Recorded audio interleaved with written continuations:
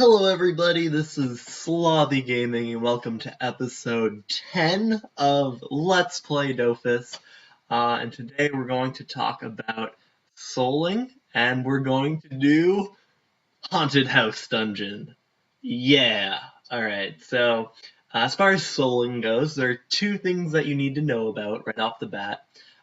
First is the spell, Soul Capture. So you get this by completing Bulb Dungeon, and what's nice about it is that you don't have to level it up. You just kind of have it after you complete it, and you just always kind of like in your spells somewhere, and you're like, oh yeah, I have that thing, because it's only really relevant if you're souling. The other thing you need to do in order to soul anything is to have soul stones. So soul stones you can get by you can buy them at the arena, or you can get them through Eternal Harvest. And I'm not going to talk too much about Eternal Harvest just because I could spend an entire video on Eternal Harvest. I actually might do that someday. But how these work. So let's say, for example, we look at Perfect Soul Stone for small souls. So it tells you the percent chance of you successfully capturing it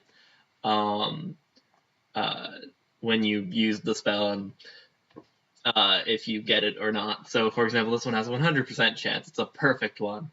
And you get the perfect ones by doing Eternal Harvest. And then the other thing to look at is the level it can capture. So this can capture up to level 50 souls. So you can capture mobs level 50 or under. So for example, let's look at our mob. Alright, so as you can see, everything's under level 50 except for Elite Chafer, which is level 52, which is kind of a pain in the ass because now we have to move up one in our soul stones. So I got the next level equipped, which is average souls. So you do have to equip them. So if you want to soul something, you have to get rid of your item. Now my item is a golden scarab ugly wand. I might be okay without it. Well, I guess we'll see. So yeah, that being said, I should probably talk about why you'd want to soul something. So I guess this is why. So say you want to get a specific drop. Let's say like Royal Gabal Leather. And you've already done the achievements and you just really need Royal Gabal Leather for something. And so you do the dungeon and oh no, you didn't get it. You didn't drop it. And you already used your key from a bunch of keys, and you'd have to go through the dungeon again, and it'd be such a pain. But if you sold the last room, you could fight it again in the arena, either in Banta or Brakmar, and you might drop it that time. And also, when you fight it in the arena, if you didn't get like a big party of people when you did it originally, you can just say, hey, I'm just fighting Royal Gobble in the arena, who wants to come? And everybody would want to come to that because they could get Royal Gobble stuff. They don't have to do like the whole dungeon process. They just have to do the last fight with you. So it's pretty handy for a lot of reasons. And I guess we'll see how this goes. So I'm just going to jump right into the fight. Hopefully I can beat this. I'm not really sure. But we'll see how it goes. I don't think my not having a golden scarab ugly wand will make that big of a difference. I'd also recommend just checking one final time to make sure it's equipped, because it is the most frustrating thing if you start a fight and you don't have it equipped. You just get so sad. So, starting the fight. So something about this dungeon is Boostash is the boss, but I'd say the hardest mob is actually the Elite Chafer, funny enough. And what Boostash does is that he can summon little ghosts that take all of your MP, and he also revives all dead allies, which obviously could be problematic. So I think Hermit's an achievement, right? So I'm gonna try to do Hermit. There we go, figured it out. So for that reason you want to try to kill it first. Another achievement is last, but I don't think I'm gonna be able to do that right now. Because it's hard. So keep going.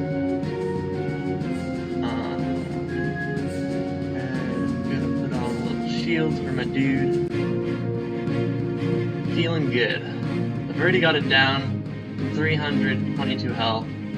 But the thing about this dungeon is that all of the monsters are melee, and they all hit really hard. That's just kind of how the dungeon works. So if you have fighting, not so bad, but what's the problem about the map that you spawn in is that you're in the middle and you're surrounded on all sides. There's not too much to do about it, so for that reason it can be pretty difficult if you do not have a plan all set. Upgrade that turret, hopefully it will hurt the boost dash, but it'll probably hit Astrid Knight because this game hates me. Nope! It did what I wanted it to. That's the first time ever. I was waiting for me to record. It's like, okay, he's recording. He can probably do this, do what he wants.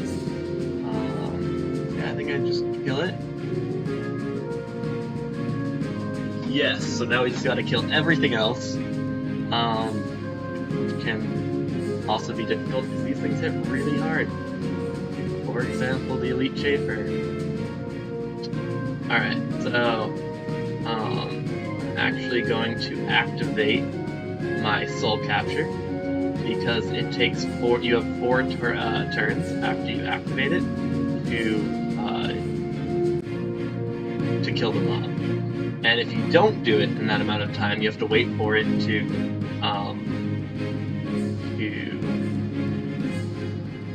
oh, okay. Sorry, I'm on Astrid Knight screen. You have to wait for it to be off cooldown, and that it might be hard to sustain in a fight for that mob. So that's the final countdown. Just basically gotta kill shit. Yeah, I'm feeling pretty good. I think I did Hermit. If I didn't, you guys are probably laughing at me right now, but I think I did it alright.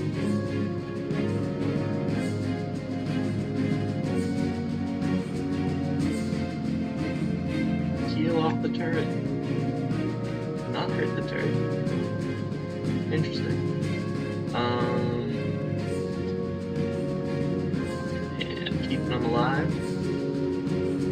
It's really hard for a level 40 dungeon. That was 150 damage.